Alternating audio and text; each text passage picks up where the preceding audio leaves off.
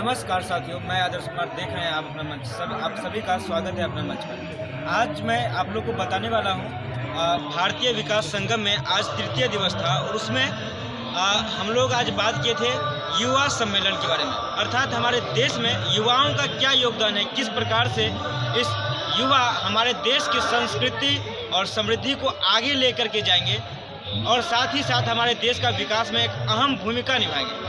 आज आपको मालूम होना चाहिए देश के अन्य भागों से युवा आए हैं, लगभग 18 से 35 वर्ष तक के, और उन लोगों को सम्मान किया गया है। लगभग 65 लोग थे।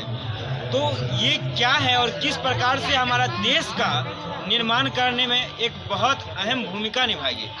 तो सबसे पहले आपको बता दूं, यहाँ पे युवा सम्मेलन में सबसे यहाँ की युवा को प्रेरित करने वाले लोग, जिनमें स्वामी विवेकानंद का चित्रित किया गया था, उन्हें दिखाया गया था, उनके बारे में बातें हुई और साथ में सुभाष चंद्र बोस के बारे में भी कुछ बातें हुई। आज हमारा देश का राजनीति में हमारे एक डॉक्टर NS पाटिल थे, उन्होंने बताया कि अगर सुभाष चंद्र बोस जैसा अगर युवा हो जाए, नेता हो जाए, तो हमारे देश में एक भी आतंकी नहीं रहेंगे।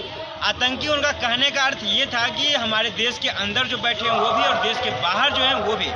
उतना ही नहीं, अगर स्वामी विवेकानंद जैसा अगर हो जाए तो हमारे देश में किसी प्रकार का क्राइम नहीं होगा। ये दोनों बहुत बड़ी बात है, क्योंकि आज हमारा देश अगर जूझ रहा है किसी चीज़ से तो शायद वो भ्रष्टाचार से हो रहा है। शायद वो अगर जूझ रहे हैं इस देश की अभी जो चलने वाली वर्तमान में जो राजनीति है उनसे अपने आप को झेला रहे हैं। ये तमाम चीज़ें आपको किस प्रकार से लगता है? युवा सम्मेलन यहाँ पे जो लोगों को पुरस्कृत किया गया है, इसमें दोनों लोग हैं, महिला एवं पुरुष। इन दोनों का क्या योगदान हो सकता है?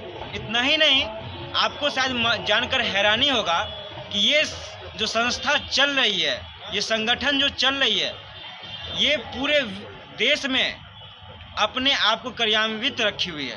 क्रियान्वित रखते हुए अब इस पूरे देश को जोड़ रही है, अपनी संस्कृति को, अपने परंपरा को आगे लेकर के जा रही है। तो मैं आप लोगों से ज़रूर जानना चाहूँगा कि किस प्रकार से आप लोग कर सकते हैं। यहाँ पे बहुत सारे छात्र छात्राएं हैं जो कि इस पूरे लगभग 250 एकड़ का ये कैंपस है जिसमें कि ये प्रोग्राम को आयोजित किया गया है। इसमें आप देखेंगे कि पूरी तरह से सफाई रखी हुई है और ये कोई और नहीं, हमारे बच्चे देश की जो होनहार कल के भविष्य हैं वो कर रहे हैं।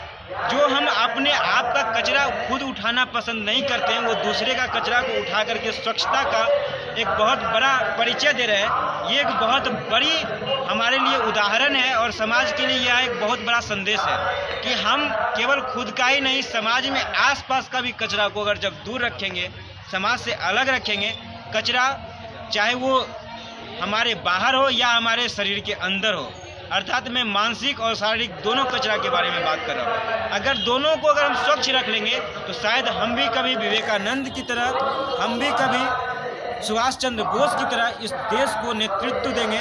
और इतना ही नहीं, हम इस देश को एक विश्व गुरु और विश्व पटल पे सुनहरा शेर बनाएंगे। पंछी नहीं, सुनहरा शेर बनाएंगे। इसी के साथ मैं अपनी वाणी को विराम देना चाहता हूँ। जय हिंद, जय भारत। कैमरामैन शिवम आनंद के साथ धन्यवाद। देखते रहिए आप अपना मंच। लाइक करें, शेयर करें और सब्सक्राइब करें इसी तरह की बातों के लिए। धन्यवाद। मैं आदर्श।